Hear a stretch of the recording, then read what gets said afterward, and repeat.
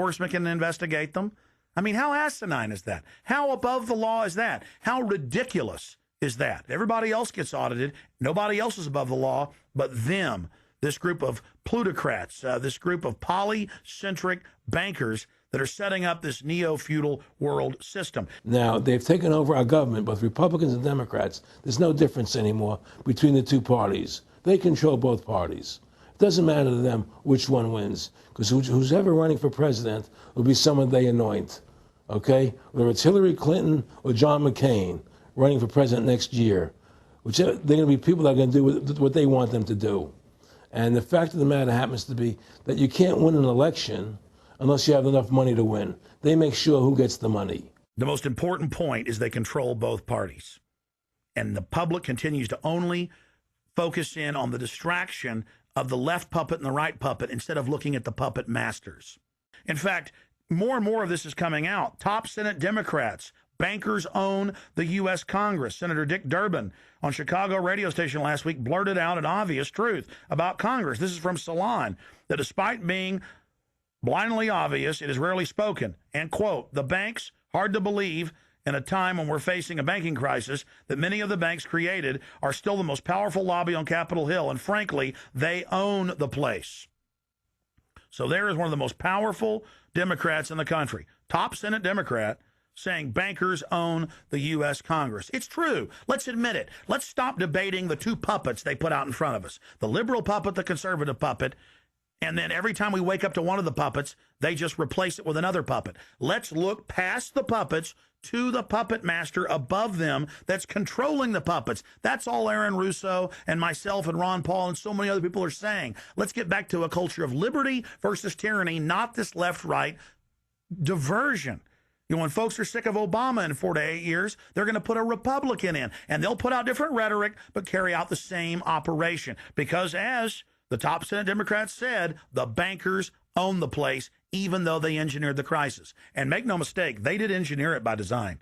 Their own documents, their own IMF and World Bank documents admit that. And out of this crisis, they're setting up the new Bank of the World, according to Time Magazine and Newsweek and the Wall Street Journal and just hundreds of publications with headlines like, and now for world government in the Financial Times of London. They create the crisis and then say, okay, our Ponzi scheme's falling apart and bankrupting you. Give us $12.8 trillion in the first 6 months of the banker bailout.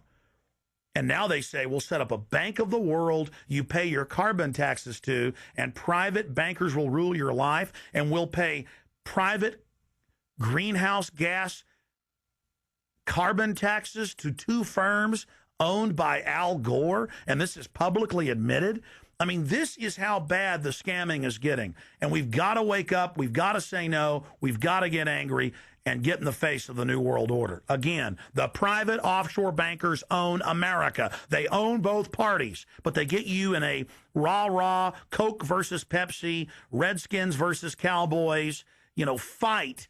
And you get in this little political fight as followers instead of looking past that to the actual global elite and what they're setting up.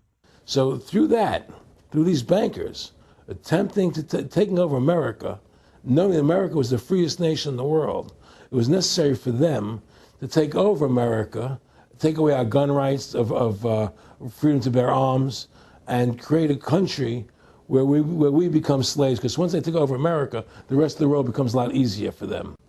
And so by creating 9/11, an event to terrify the American people that were being attacked by terrorists, you create a world where there's an enemy that can never be pinpointed.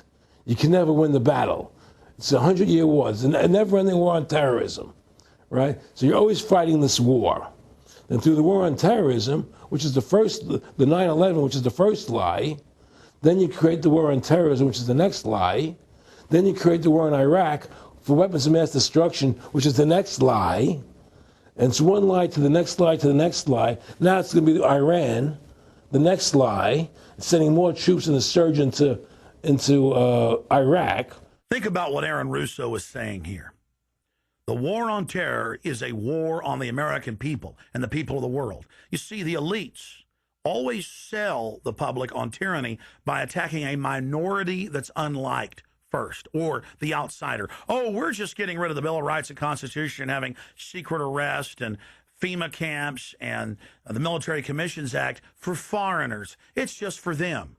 And now the federal government has been caught saying that gun owners, conservatives, people buying ammunition, they've been caught saying that returning veterans are the #1 threat to Homeland Security. And in a way, that's true. People that know about the Bill of Rights and Constitution and know that our country is being taken over and hijacked by foreign banks, I guess they are the threat to the criminals that have done this. That's all the New World Order is a private corporate takeover of the nation states, of the governments of the world.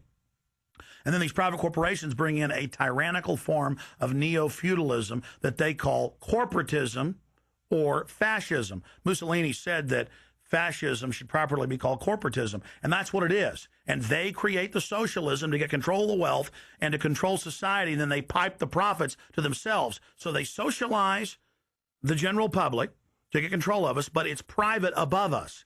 It's basically just slavery. Now, think about what Aaron Russo was saying here, and it's absolutely true. This is a war on the American people. They build Homeland Security, they build the police state in the name of fighting foreign enemies, and then they flip it all around to use it against the American people, and the MIAC reports and the DHS reports and the rest of it. This whole thing was set up for the people, and Aaron Russo nailed it. It's just one thing leading to the other, and it's always with the event. It's always in the point of taking over more countries, more dominance. You know, making sure the American dollar, making sure the G8 stays in control of everything. And what they want to do is to control the American people, control the people of the world, put RFID chips in everybody, so everybody's a slave to these central banks. Did you ever talk to Nick Rockefeller after he told you all this and then 9/11 took place? No. But he did. He told me that you're going to see men running around caves looking for Osama bin Laden. You know, you're going to see men looking for, these guys, and they're going to be, They told you it was all going to be bull. It's a phony. The whole thing is a fake. It's a fraud. Was he laughing, or was he just coldly saying this? No, it's more laughing. Cynical. Laughing. It's more like, look how stupid everybody is. Look how stupid everybody. We can do whatever we want to do. Well, it is ridiculous. It's like with al-Zakari. They claim they killed him like 14 times. And then they never said, well, we didn't kill him last time, but we killed him this time. They never even, now they're like practicing being ridiculous. Well, what about bin Laden being in the American hospital, getting kidney help? Yeah. Right? In the American hospital, right? They could, if they wanted Osama bin Laden, they could have gotten him. Oh, yeah. He was right in the American, after the Cole. Well, every time our troops really would keep catching Taliban leaders, they would be ordered by the generals to let them go. That's come out in the newspapers, but only here or there. And they kept going, and then Pat Tillman was complaining about it, and then he got shot. I've talked to his brother. Oh, you did? And then he got shot, and there was a big hero charging Al-Qaeda. No Al-Qaeda, somebody shot him in the back. Look, we're dealing with complete evil.